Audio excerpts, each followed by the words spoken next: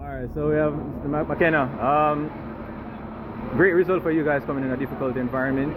What was your thoughts on today's game? I think it was a CONCACAF type game.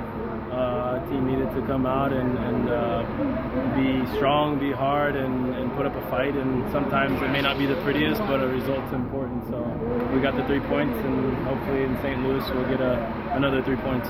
All right. So as you mentioned, going into the second leg, as you know, it's a narrow 1-0 victory. What do you think you guys have to do to keep Jamaica at bay and to keep that pressure on Jamaica? No, I think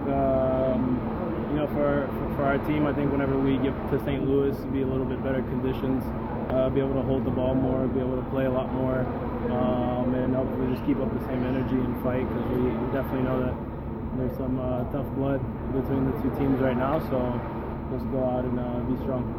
All right. So any final words? Big up yourself.